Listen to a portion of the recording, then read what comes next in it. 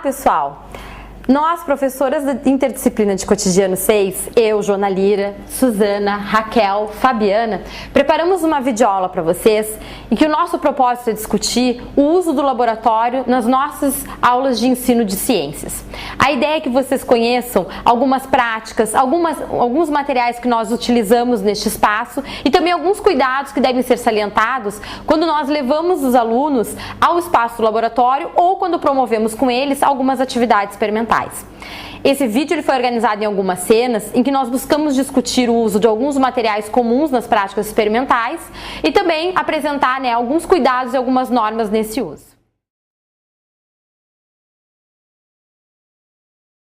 Quando organizamos uma aula no laboratório, é importante lembrar que provavelmente os estudantes nunca estiveram nesse espaço.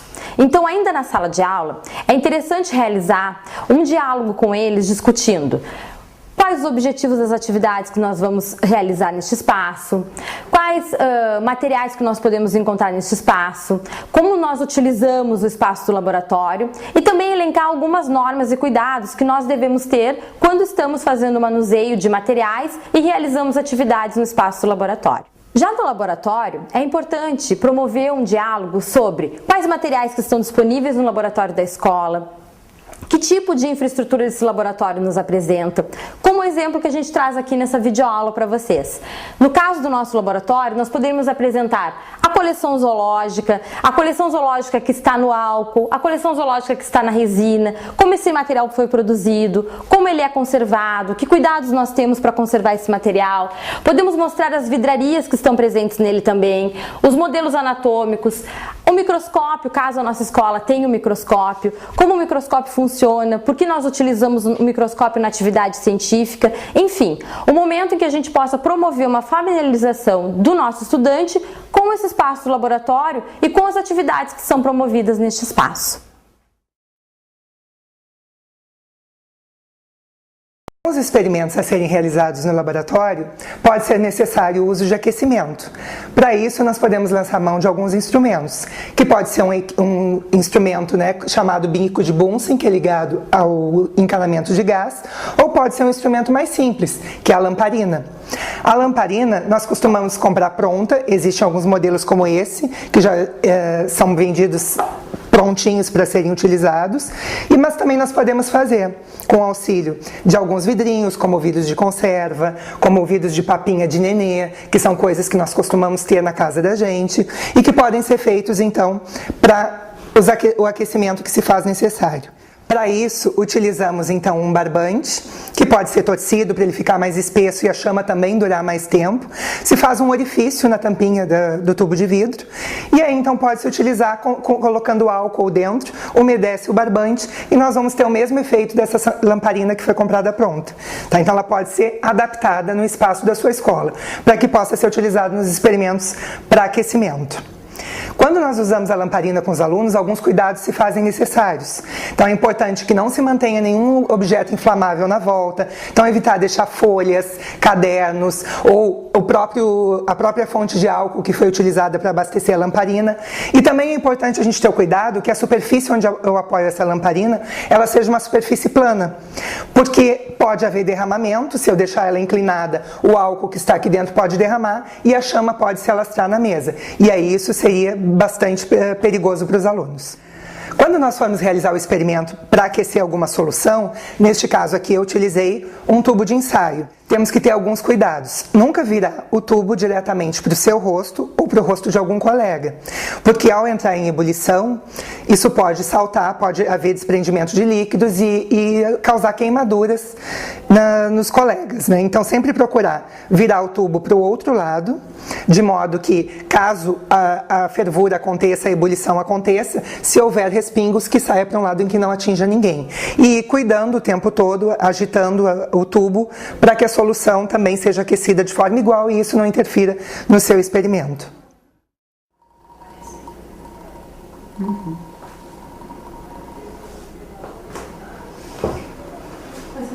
Quer ver?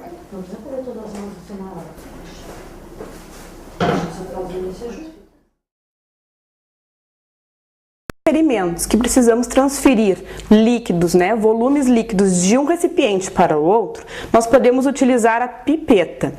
A pipeta, ela pode ser de vidro e tem diferentes volumes, mas algumas escolas não têm esse material para nós podermos utilizar. Então podemos utilizar seringas, e as seringas podem ser tanto de plástico quanto de vidro. As de vidro são indicadas para materiais em que são mais perigosos, como ácidos, por exemplo, que corroem o plástico. Então, nesse caso, a gente deve utilizar as seringas de vidro. Vocês já pipetaram antes? Vamos aprender como é que se pipeta?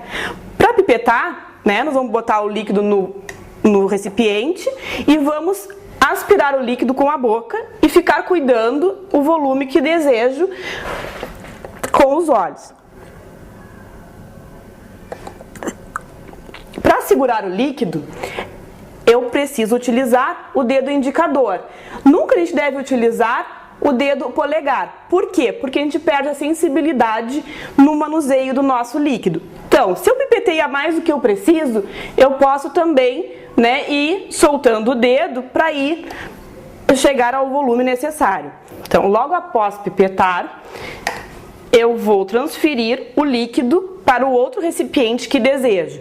Para tanto, vou pegar o recipiente, colocar a pipeta na direção do recipiente e soltar o meu dedo indicador. Assim, eu vou transferindo o líquido que preciso para realizar o experimento. Então, caso o experimento necessite de materiais, como ácidos fortes, ácido sulfúrico ou algum outro tipo de ácido, ou bases fortes como a soda cáustica, é importante o professor ter um cuidado no material que vai sendo utilizado. Então, é importante utilizar materiais de vidro, como a seringa de vidro, a pipeta de vidro. É importante o professor realizar esse experimento e não deixar o aluno manusear esse tipo de material, porque é perigoso. Quando formos utilizar os líquidos num experimento, é importante a gente tirar do frasco principal o líquido e distribuir em frascos menores, para que os alunos possam manusear. Se pode se utilizar em vidros de remédio, por exemplo, desde que sejam bem lavados, utilizar os materiais que tem no laboratório. E além disso, é importante avisar os alunos e tomarmos o cuidado de não utilizarmos a mesma pipeta para as soluções diferentes. Então, se vou pipetar o líquido azul, nós vamos pipetar com uma pipeta e identificar a pipeta, ou a seringa, como podemos ver nessa seringa. Se vamos pipetar a solução amarela, utilizar uma pipeta específica para isso, para que esses líquidos não se misturem e o experimento acabe não dando o efeito que precisava. Qualquer experimento que você proponha para os seus estudantes, é importante enfatizar alguns cuidados a serem tomados por todos. No local onde serão realizados os experimentos, não devem ser colocados livros e cadernos para evitar o derramamento de substâncias.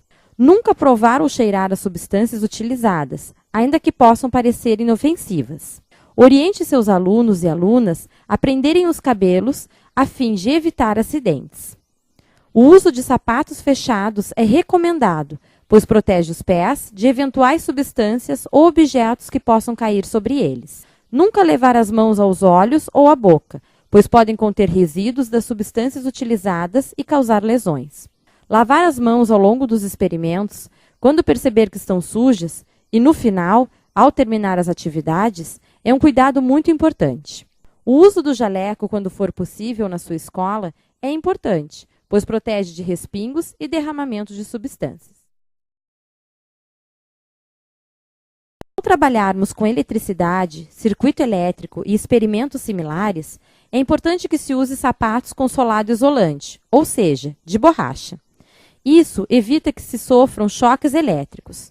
Além disso, é aconselhável que não se use tomadas elétricas como fonte de energia.